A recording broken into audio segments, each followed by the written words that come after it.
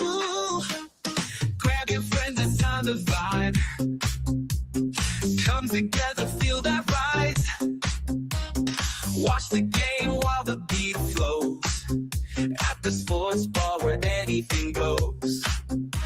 Laughter and joy, we're in the zone. On the swivel at the sports bar. Cheering loud, feeling like a star. Good times, laughter and every score. On the swivel, come back for more.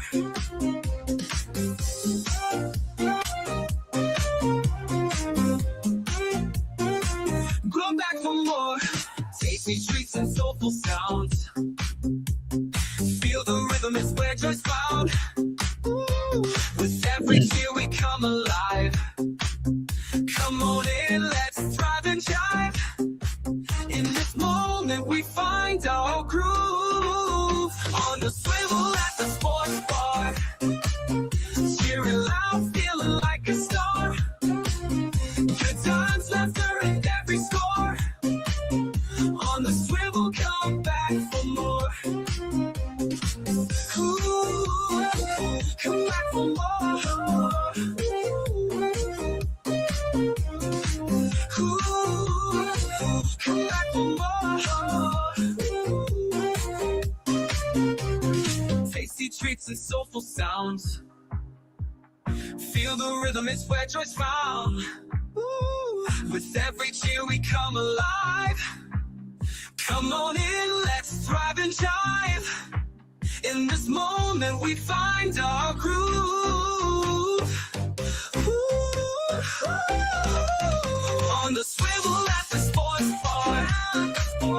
Cheering loud, feeling like a star. Good times, laughter, and every score. On the swivel, come back for more. Swing on by, don't miss the fun.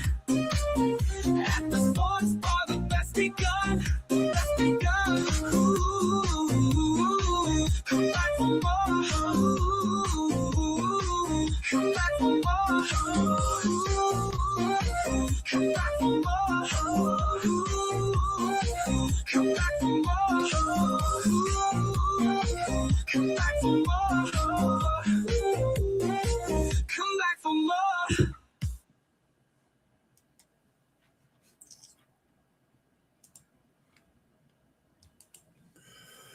Hello, folks. You're on the swivel at the sports bar. We're gonna have, I guess, a quick session tonight. Maybe an hour. I try to keep it low. Anyway, it's just another week in sports. We're gonna talk about it, and so just welcome in. I see Tariq Cook showed up. Maybe a few other people will show up here and there, and some of my guys might show up. Some of them are back in town. They're all enjoying this summer. But anyway, listen, let's get started. I mean, let's go through what we got to go through, just to keep the bookkeeping in order. Like, share, and subscribe to the channel. Either Unique Sports Talk or Marriage, Politics, and Sports, or both. I have a whole bunch of other stuff on marriage, politics, and sports. You can hear the intersectionality just on the title itself. There's a full of stuff over there. So I simulcast this on both channels. Subscribe to either channel or both, right? Put whatever commentary you have in the chat, and on replay, leave a comment, All right, so here we are, disclaimer. I use other people's material, so fair use. I try to make commentary, so I'm not just copying what they say. I have commentary on everything. But sometimes I'd rather hear other people talk than me just yelling off at the jibs. So there you have it. So far, YouTube hasn't come after me, so I guess I'm not doing it wrong. All right, so let's start off with the NFL. We're in preseason now, maybe upstate to slide. I think we're a game and a half in, kind of thing. And really, as far as I'm concerned, the big talk that we still have is what are the Browns going to do at quarterback? You know what I'm saying? They're making it more complicated. I think it's a fait accompli that this last year they got to give Watson the ball. They're paying him so much money. but they're going to have to give Shador some playing time. So, without further ado, let's hear some brief commentary on that. Going to be ideal, but to me, it felt like Sanders versus the Bears. Watson gets the start, second and forever here in the first quarter. Watson to Jerry Jeudy. Jeudy had 1,200 yards in year one with Cleveland, less than half of that last year. Love consistent QB play. Next play, moving the sticks. Round two rookie at a UW, Denzel Boston. 15-yard pickup extends the drive, a drive that ended in a field goal. It was 3-0 Browns after one. 10-0 here. Fourth drive for Watson on 4th and 2. And there you go. That's the end of what Watson did. He, they said a decent game. I'm going to give his stats. But that fumble right there was a big one. But, you make mistakes in a game. But, turnovers are not a good thing. Is it a bad mark against him? It always is until you see the other quarterback and see what he did. Chroma jams up Watson, forced fumble and fumble recovery. Watson finished 11 for 15, 126 yards. That fumble did play the whole first half. It was tied at 10 at the break. Shador Sanders leading him out of the locker room. Shador finds Luke Floria over the middle for a 35-yard gain. Local kid out of Mentor, Ohio. Practice squad last year. Drive did end in a turnover on downs. First drive of the fourth quarter. Shador way over his receiver, Beanie Bishop. Fair catches that. He could. Shador goes 6. And there you go. Shador throws an interception. And as far as everybody's concerned, every mistake he makes is amplified by the fact that he's Deion Sanders' son and people don't like him and all that other kind of stuff. So, he's on this microscopic kind of thing. So, more power to him. I mean, it's a 5th-round draft choice. They're not paying him anything. The scrutiny is as if he was a 1st-round draft choice as the first pick, which is really crazy. You know what I'm saying? He could be a bargain for these guys for years to come if they would lean into him as opposed to all the bullshit that we keep hearing about it. He's probably not that bad of a quarterback if he has somebody. If the people who are supporting him would act like they really want him to succeed. How about that?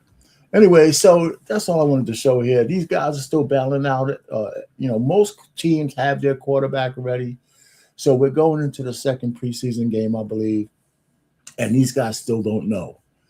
And I would imagine the Browns are going to keep trying to put this off until the last minute for some reason or the other. All right, so that's that. College football. Again, it's not too early, but here's some, AP poll reaction, some of the early predictions, and I'm not going to spend that much time on this channel, but I want you to see this grid, So if you're a big college football fan, you get a chance to see what people are talking about. And here we go. Guy just knocked on the door, Jesse. It was a courier. He dropped off the AP poll. AP poll reaction proudly presented here by Ram. Nothing stops college football. Nothing stops Ram. There it is. Very fitting, by the way, that Bill drove red Ram in Twister and was engaged to Melissa, who at some point in Twister looked at him and said, "I'm leaving you." And I'm not even that upset. What does that mean? I looked at the AP rankings. Mm-hmm. I do have some issues here, but unlike last year, I'm not all that upset. So, Jesse, what does this mean? First off, my theory on the AP in general, preseason rankings in general, these are a good thing. It's a fun thing. It's not worth getting worked up about. It's also not worth marrying. So if you're an AP voter or if you're just doing good old-fashioned rankings for fun, that's okay. Just don't get married to them. Write them in very light pencil. Keep your pencil on a swivel, as Meemaw used to always say about preseason rankings. It can be way off base. That's okay. Listen, I like this grid, the top 25. I probably going to come back and take a snapshot of this and see how it changes over the season. But of course, the usual suspects are up front. Ohio State is probably ranked higher than they should be. I mean, they've been playing well in the last few years, but who knows?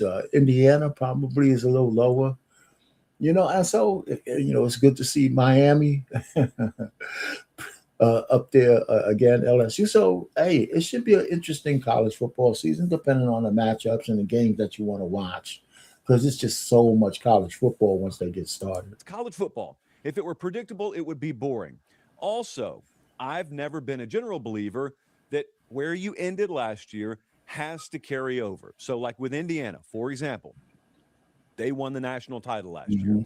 I've never blindly been a believer that last year's national champ has to be this year's preseason number one. Having said that, I think you're insane if you've got Indiana at number 6. I've lived this life, okay? You guys haven't been in the trenches I've been in with Indiana. I suffer from what doctors would medically describe as CDS, which is Signetti Doubter syndrome. I was there this time a year ago. There's the evidence. I was there. I had to own it on my own show. Had to throw on the clown nose. Very, very notably, very well documented 0-5 record picking against Indiana last year. So I don't know who I'd put number 6. It wouldn't be Indiana. And here's what's very interesting. If we dive into the numbers here about where Indiana is, they're number 6. However, what you don't see on the graphic is they got the 3rd most first place votes of any team. Ohio State got a bunch of them. Oregon did.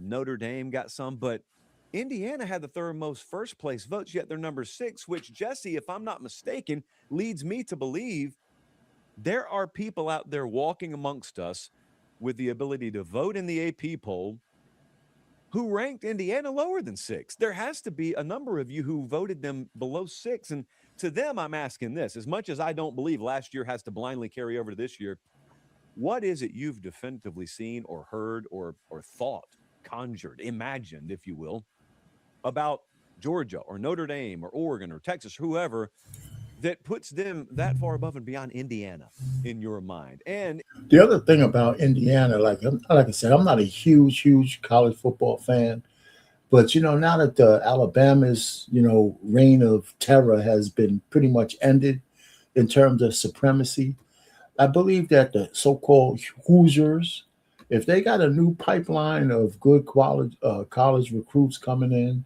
and they have control of that portal where most people who come stay and not looking to jump ship, they probably could string a few years together where they're pretty much of a powerhouse.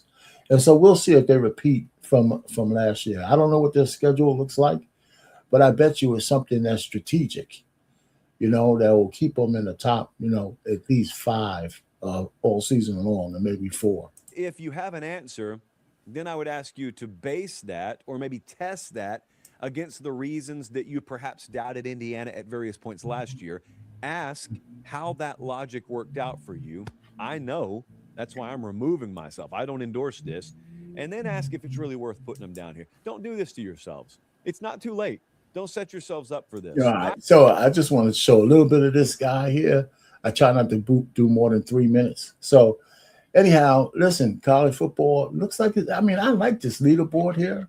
I mean, I actually recognize all the teams that's on this board, and if these guys are all struggling for the playoffs, it should be a pretty interesting year coming up. Like for some college football fans, every year is interesting. For a guy like me, just looking at this top 25, it looks pretty good season ahead. All right, so what do we have? Basketball. All right, it's too easy.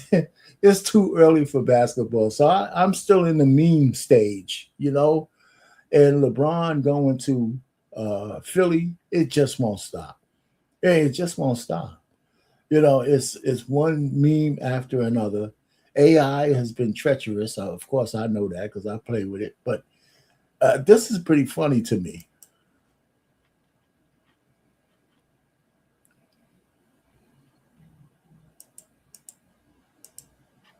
I'm coming with you to Dad, don't leave me. I'm coming with you. I'm coming with you to Philadelphia. Ronnie, what are you doing? Let go. I'm coming with you. I'm coming to Philly. Stop this. You can't. I'm coming with you. I'm coming with you. I swear I'm coming.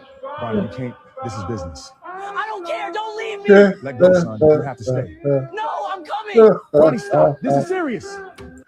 Look how small they got his son. You know, it's just like he's still a toddler almost. I'm coming with you to Philadelphia. I'm jumping in that car. Get back in the house. No, please, Dad. Bronny, stop. Get out. Whoa, what's going on? What kind of car is I'm that? coming with you. I'm coming with you. I'm coming with you. I'm coming with you. You cannot come to Philly. You have to stay in Lakers in LA and make your name. Dad, I already packed my sneakers and my jersey. Just let me sit in the back of the plane. I won't even talk. Bronny, stop it. You cannot come to Philly. You have to stay in Lakers in LA and make your own name. Then at least let me be your towel boy. I'll carry the Gatorade. No, Bronny, stay in LA. If you walk on that plane without me, I'm telling Mom you abandoned your firstborn. You cannot come to Philly, period. Stay in LA, play for the Lakers, and make your name. I'm still coming.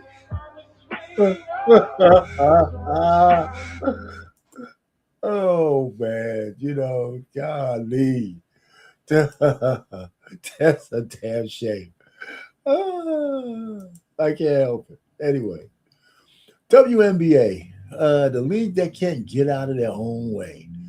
But at least last week, there was actually a game that I was surprised that it was so close when the Fever played the Dream. And our girl, Angel Reese, actually could have won the game. And she had, I guess, one of the worst games of the season. They tried to dress it up with the double-double, but nah, she had a layup to win the game and blew it badly. But we have to talk about the comedy of today's Angel Reese game. The comedy of Angel Reese game. But we got to go with bit by bit for this.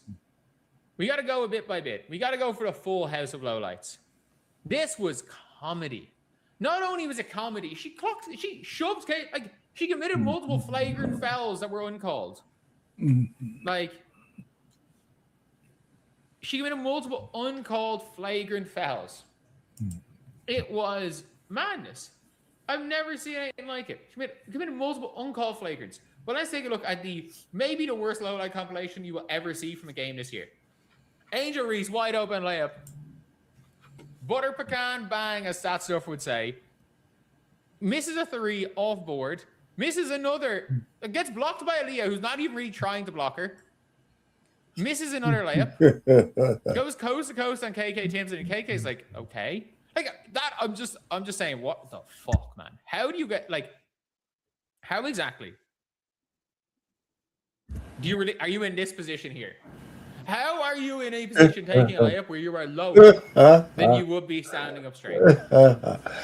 You know, I mean, see, her ineptitude at the basket is a combination of practice and because of her bad coordination with the ball. You know, it's not like something that she can't get better at if she would stop trying to be a fashionista and try to be a basketball player when she's off the court. You know what I'm saying? Because you could get better moves down low, and she needs to put weights on her. She needs to strengthen her legs. You know, I mean, she wants them smooth and silky, you know, as if she's some fashion model, as opposed to putting some muscles in them damn things so it can give us some lift, you know, because she's tall and she takes advantage of it. But, you know, so her posture is bad and everything when it comes to hitting those shots. And I'm surprised she got out of college without that being a major issue in her recruitment. I really do. I guess they just didn't care. Hey, how? How do you do that? Like, this guy's a trip. like genuinely. Now you see the score here. I mean, it was 95-91 for game time in overtime. It's madness. It's madness.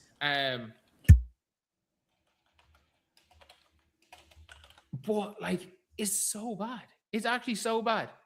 She's swatted by KK. She missed her first 7 field goals or something.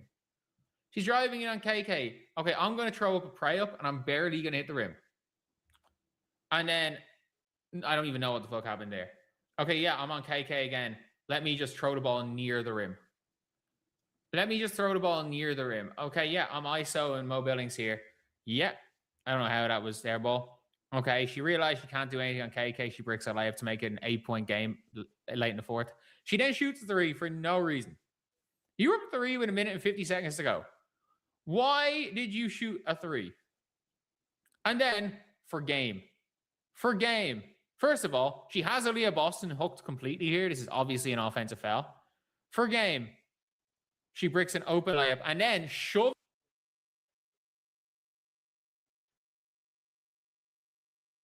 She had plenty of time. She didn't have to do all of that stuff. She had plenty of time to hit that open shot. So she got excited because there was so many people around her. So she's worrying about getting her shot blocked, you know, and she didn't have to. She should have won this game in regulation. And so it could be said that she blew the game for the Dream. Aaliyah Boston off as Naz Hillman. I don't think she got it off in time anyway. And then Naz Hill missed the layup. This is the worst, genuinely the worst low-light compilation for a game ever. You know what? I agree with him. I mean, it was pretty bad. You know, you even had to try to just pick out the bad parts for her. But, you know, losing the game on a shot that you had was all nerves. That's what that was, because that was an easy lay-in.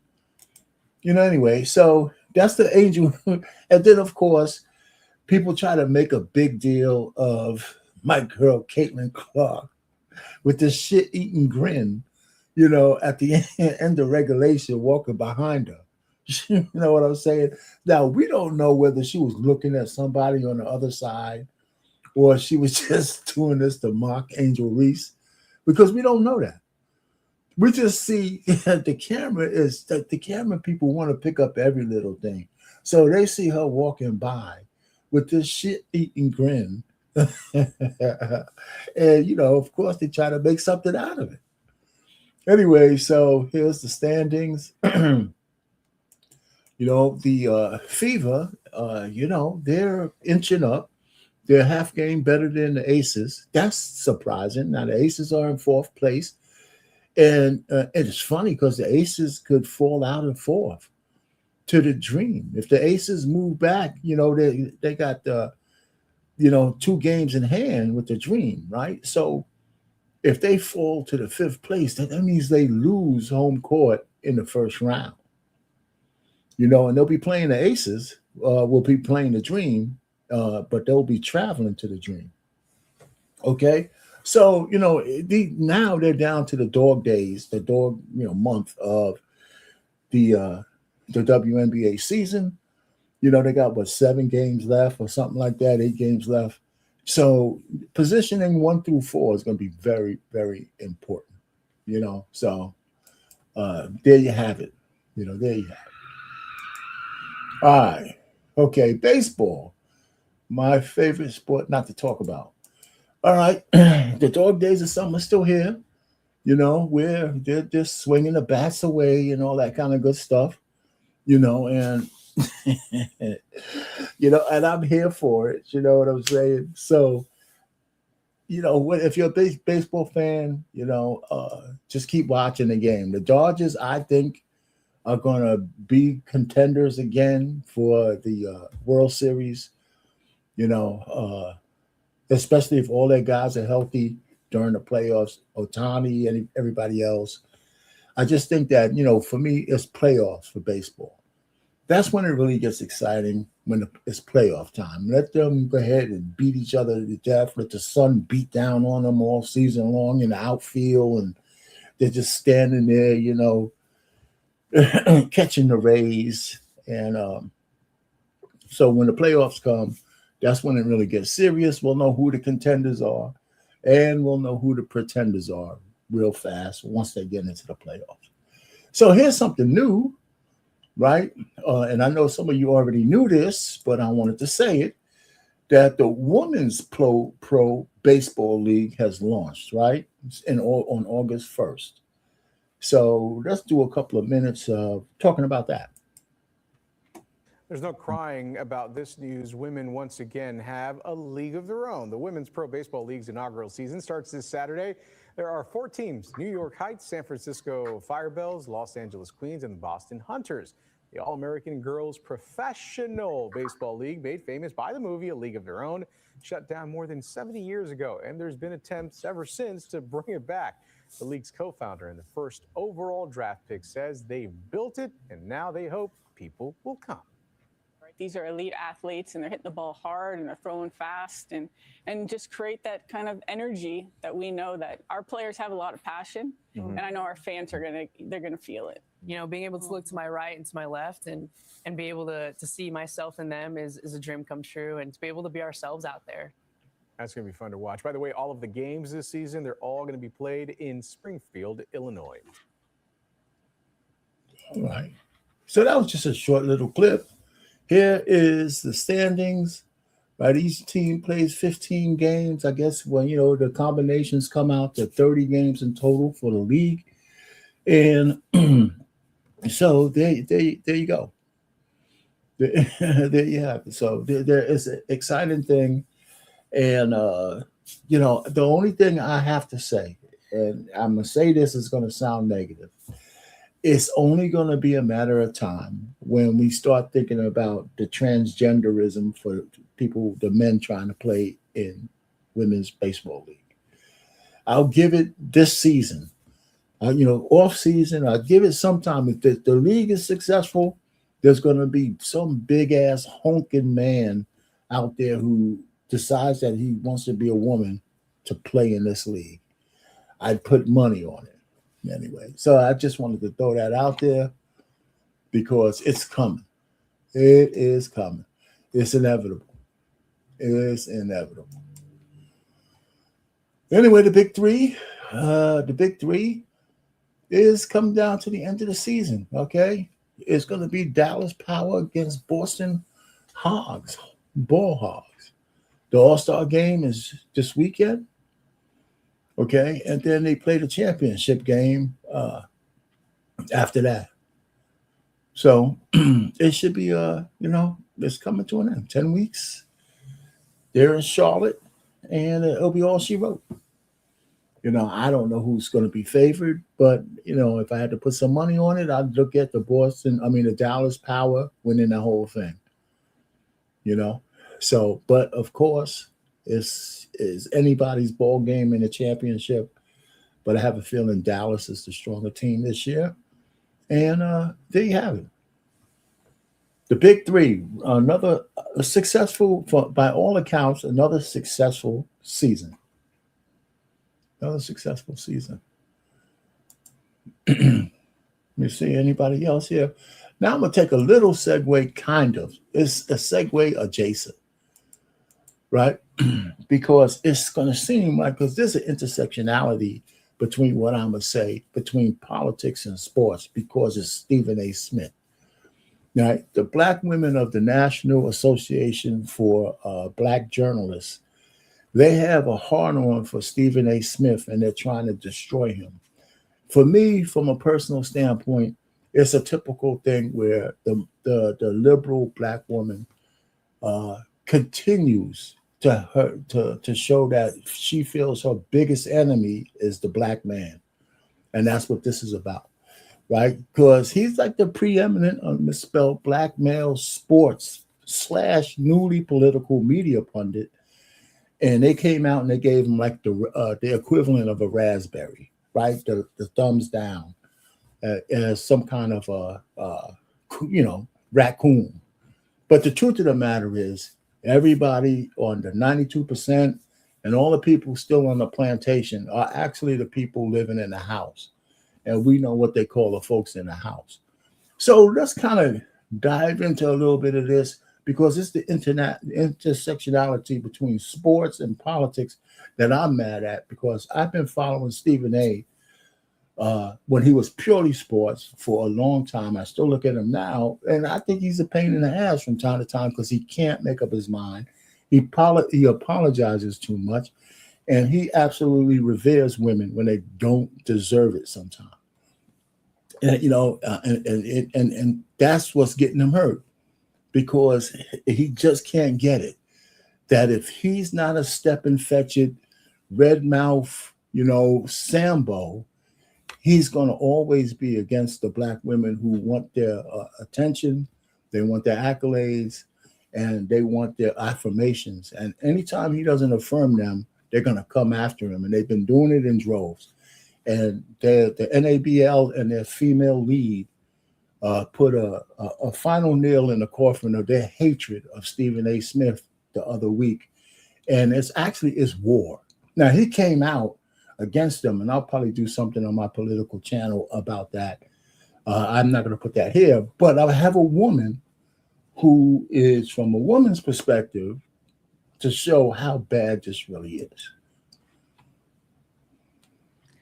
Stephen A. Smith has been found guilty, not by a court, not by ESPN, but by the National Association of Black Journalists. Why? For apparently committing 2 offenses.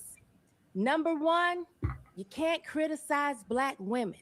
Number 2, you can't get out of line with the Democrat Party. They claim he's guilty. He's guilty. He's guilty because apparently if you are a prominent public Black man, you can't commit either of these 2 offenses. My question, though, is where's the evidence? Joining me now is the NABJ says Stephen A. Smith has demonstrated a recurring pattern of disparaging commentary toward prominent Black women across politics, sports, and media, which it says reinforces harmful narratives and conflicts with responsible representation. Wow, that's a serious accusation from an organization of journalists. And that's therein lies the rub. She hits the nail on the head. There's no way any organization could call themselves journalists if they're beholden to one political party, one ideology. They're not journalists, they're hacks.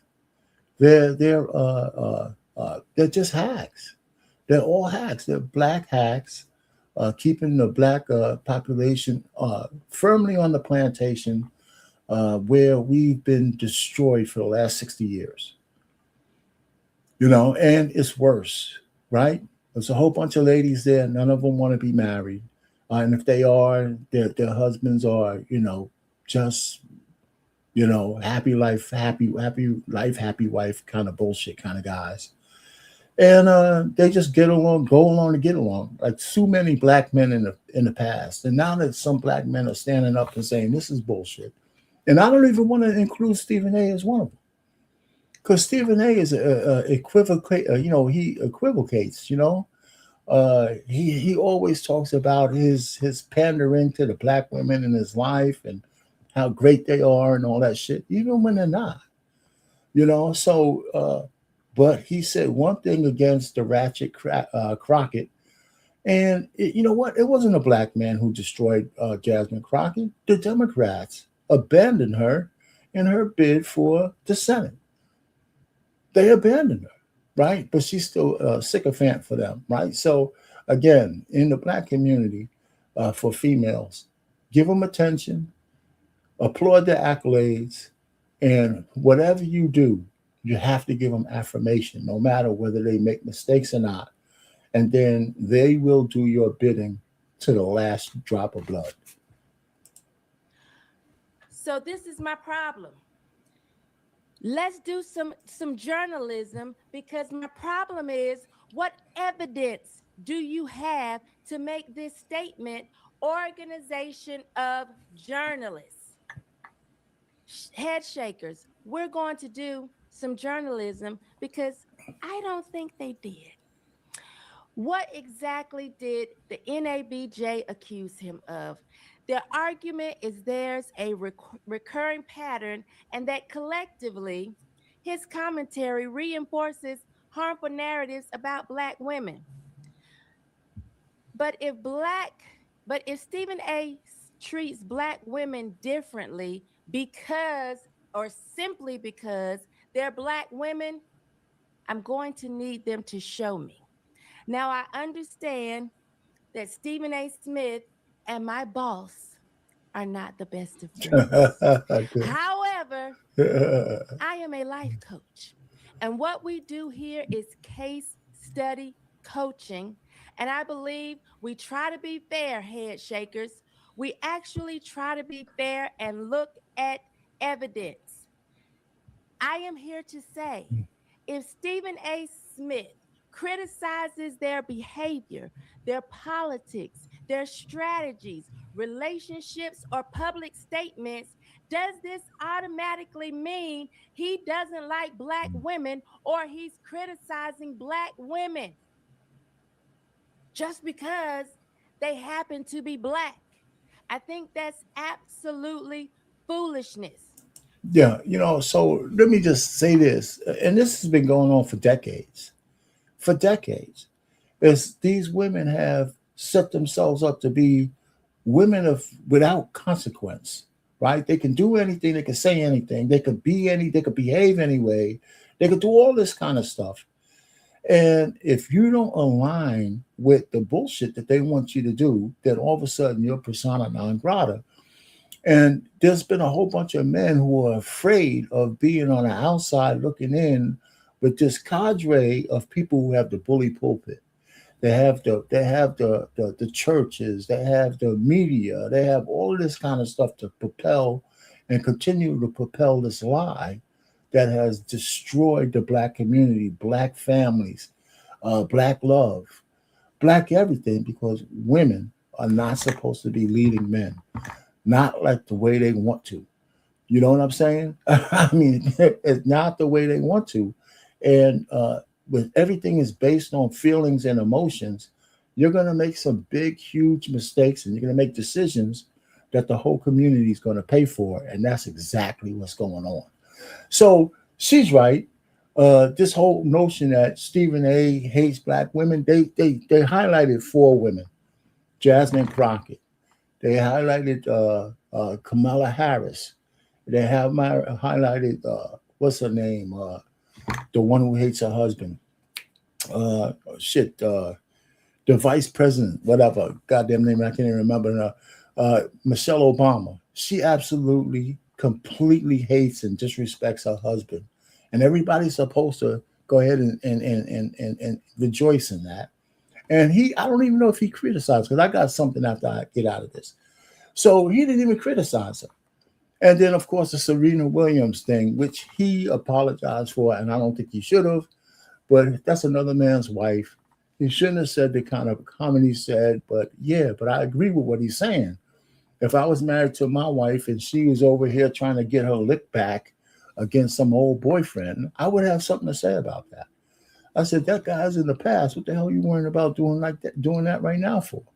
So the point really is, these are the 4 women that they say that he disparaged. So let's take a look at that. Let's kind of take a look at that. Now, this comes from Boyce Watkins, believe it or not. I haven't heard from Boyce Watkins in a long time. And I've heard Stephen A. say this. Stephen A., these 5 points on the right over here. Stephen A. said the greatest women I've ever known, is a Black woman. That's his mother, right? I'll give him that one, okay? He's with his sister. He had 5 older sisters, and so they were much older than him, I guess. So they helped raise him, right? They helped raise him, okay? He was educated. He talked about Jasmine Crockett, and he gave her accolades, right? About how intelligent and brilliant she was, blah, blah, blah, because she is very educated. But she didn't act that way. She acted like a ghetto hood rat, okay? And so he commented on the fact that her behavior may hurt her in politics. That her behavior might, and so then they try to counsel him from that. Jamel Hill, Carrie Champion, all of these come out against him. Those are his biggest detractors now, even though he helped those women when they were on ESPN. Okay, but they're just staunch 92%ers. And so if you're not lockstep licking the boots of the Black woman, you're going to be on the outside looking in. And he put himself out there, and now they hate the man who's fed them. All right, the other one, 4, he said this was about Michelle Obama, that he said something, he never said anything disparaging about Michelle Obama. Nothing. You know what I'm saying? And they put her on the list. And so, like I said, and this last statement is the statement I wish he would take back. We shouldn't, as men, we shouldn't be idolizing anybody. Men, nobody should be idolizing any other human being and putting them on pedestals. You know, he said black men just don't love black women. We revere you all. That's just bullshit. They don't deserve that. You know, I mean, some do, but the majority of black women absolutely don't deserve us revering them. Absolutely not. That's just crazy. You know, so I'm just saying. So this is the intersectionality, because Stephen A. to me is still a sports guy. And the way these black women are trying to destroy the preeminent black male media pundit is absolutely diabolical and disgraceful.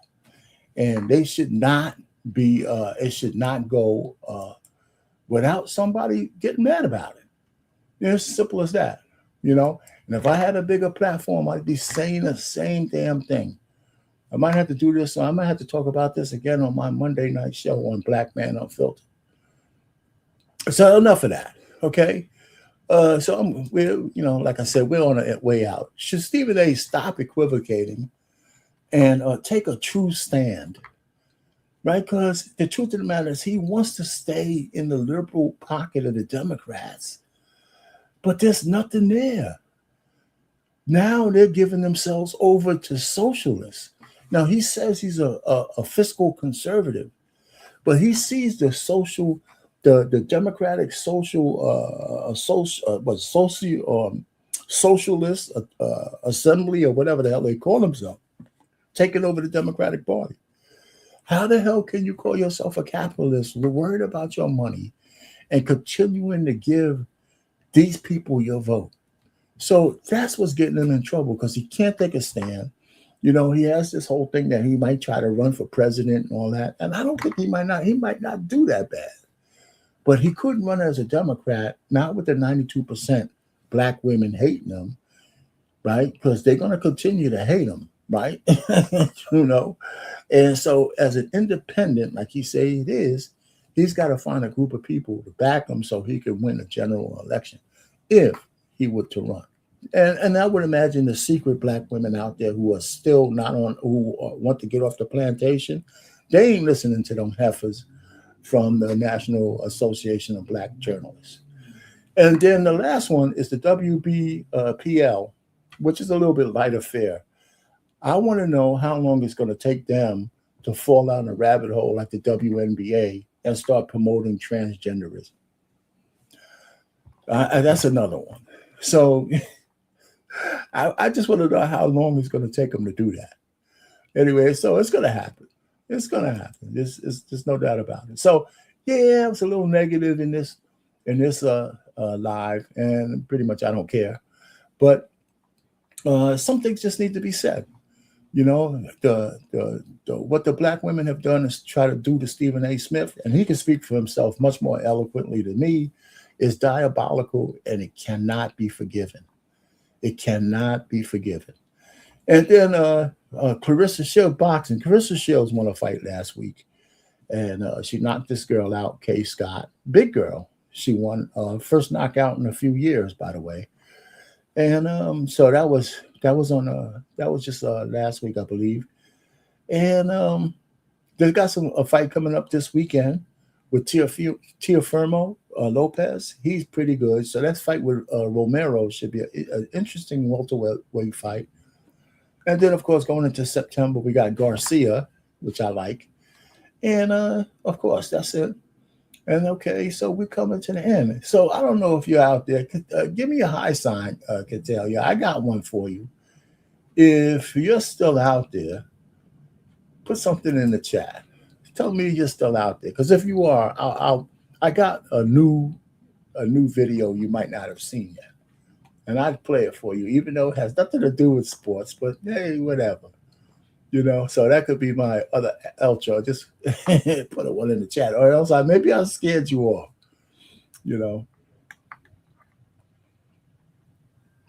All right. So I am moving along.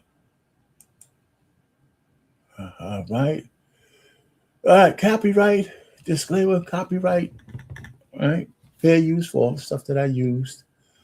And we're going to go to the end right here and play this. And then we're out of here.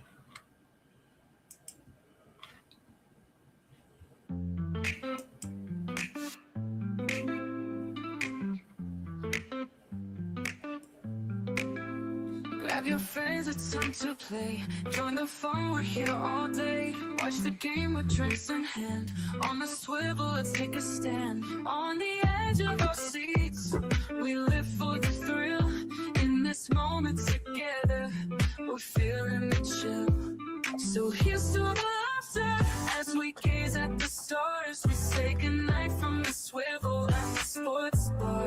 In the flicker of the screens where our spirits unite, let's cherish this time as we fade into light.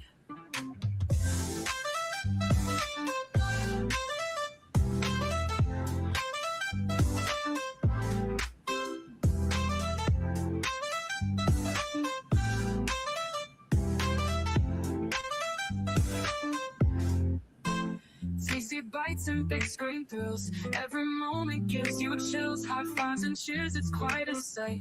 Join the crowd, it feels so right. As the game goes on, our hearts beat as one. Memories in the making, oh, this night's just begun. So here's to the laughter as we gaze at the stars. We say goodnight from the swivel at the sports bar. In the flicker of the screens where our spirits unite, let's cherish this time as we fade into light. So good night, my friends, till we meet again. In this world of the game, through thick and through thin.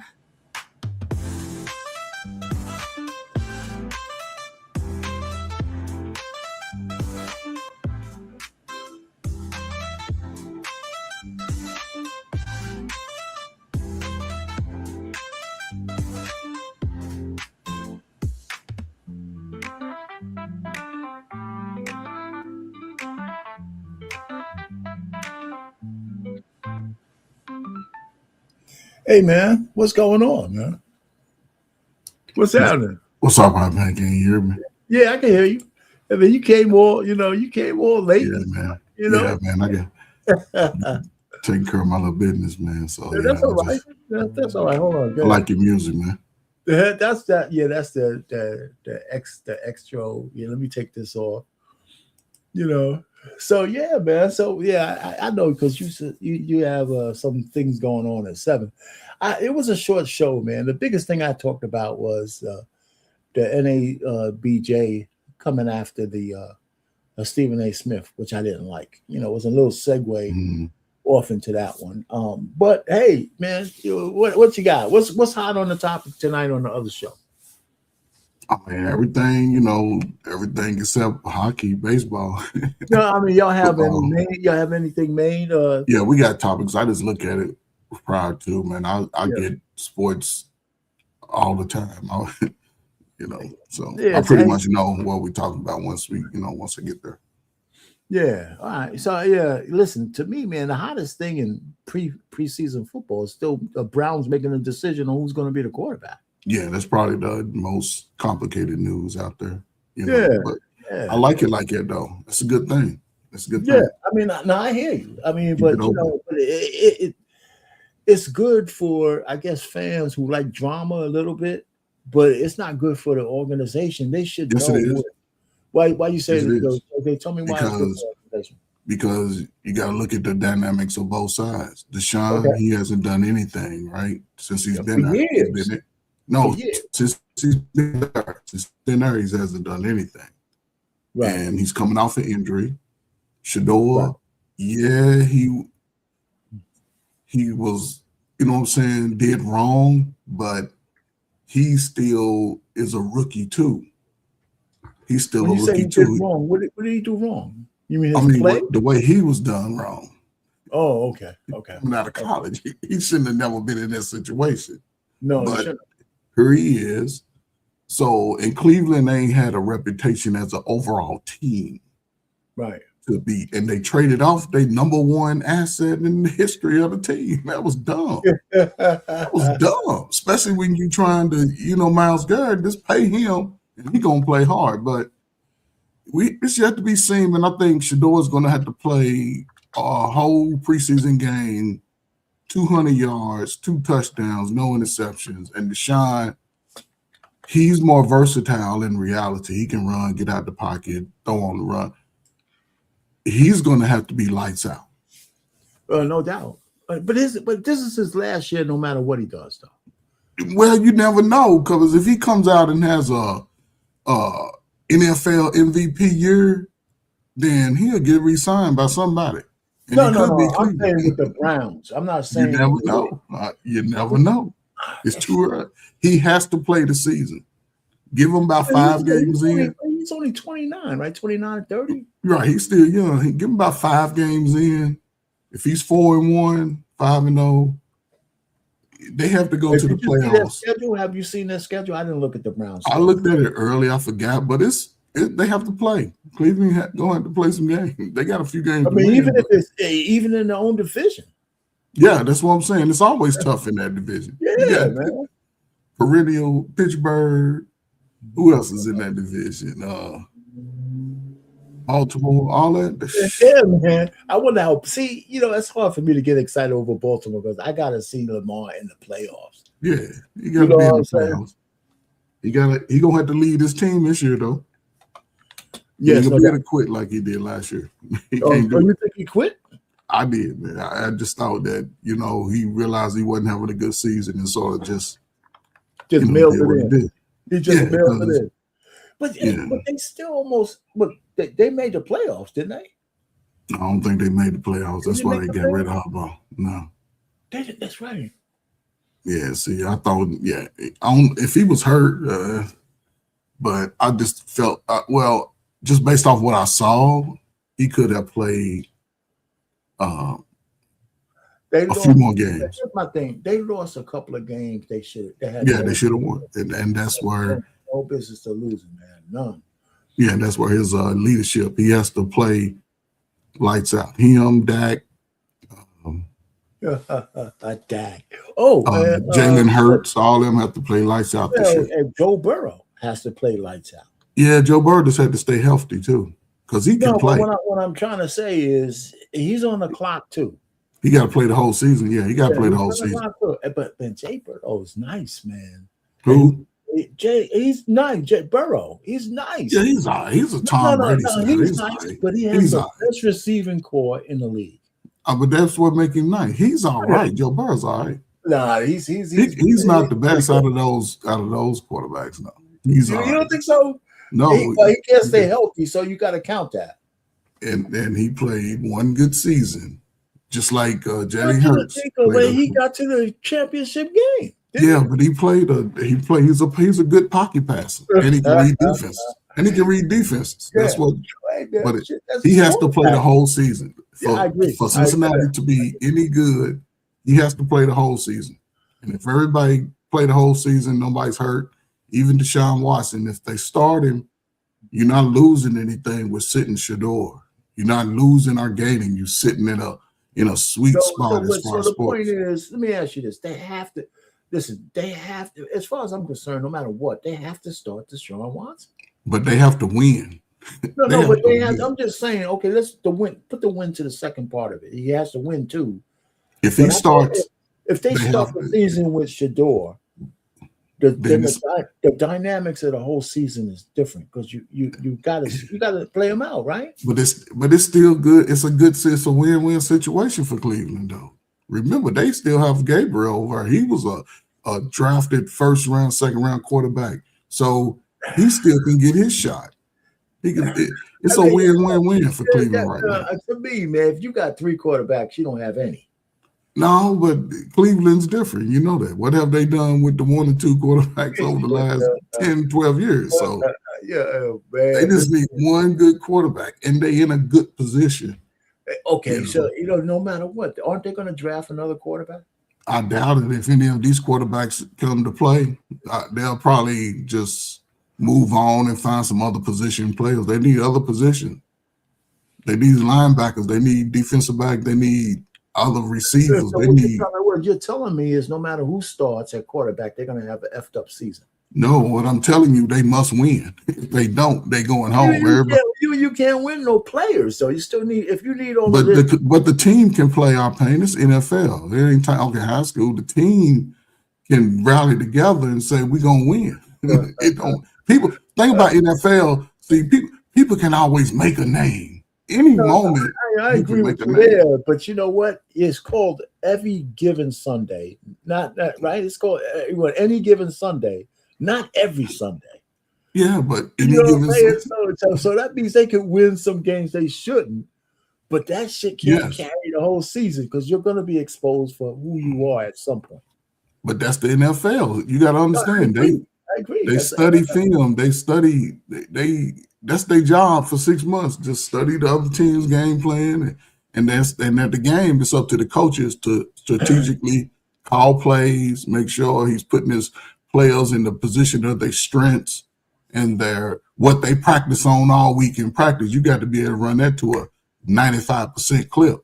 Understanding that the defensive players, they athletes, they're some of the best in the world, can read but as far as it's not always on the players, it's the coaches.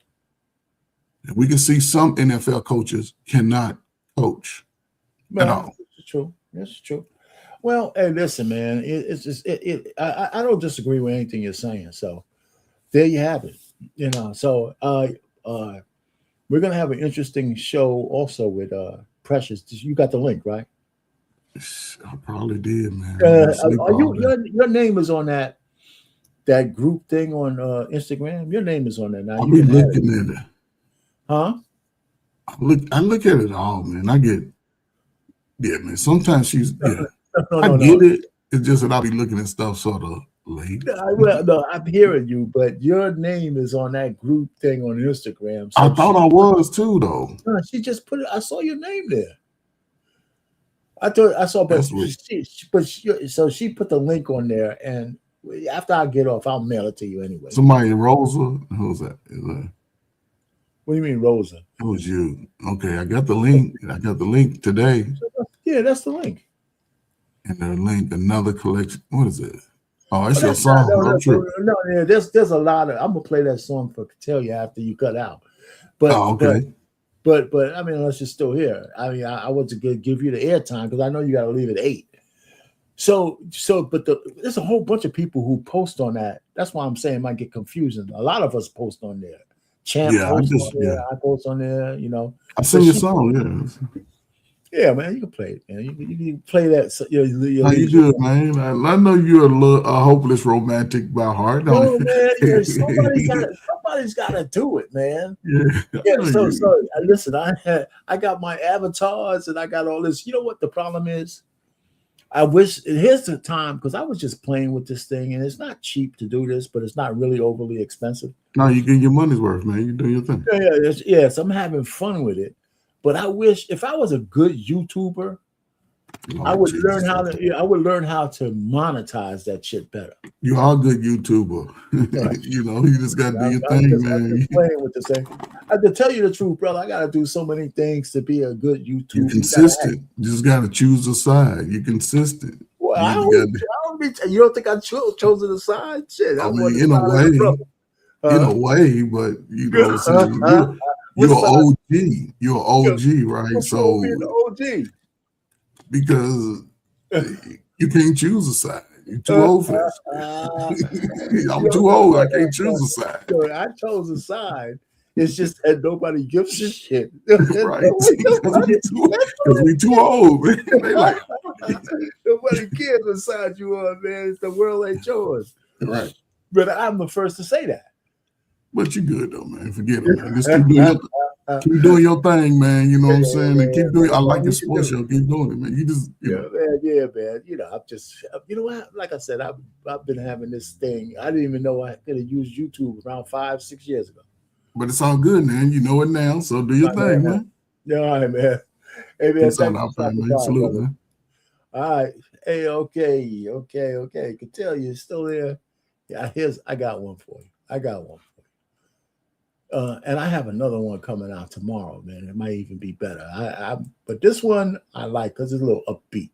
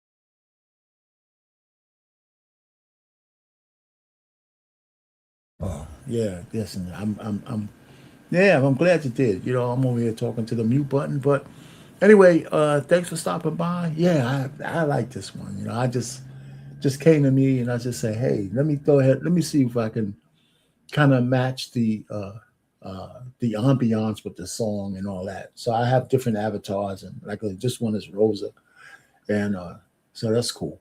Anyway, I appreciate it. Thanks for stopping by. I have a couple of more in the pipeline that I'll play, and just stay tuned. Art Payne, your favorite baby boomer, over and out.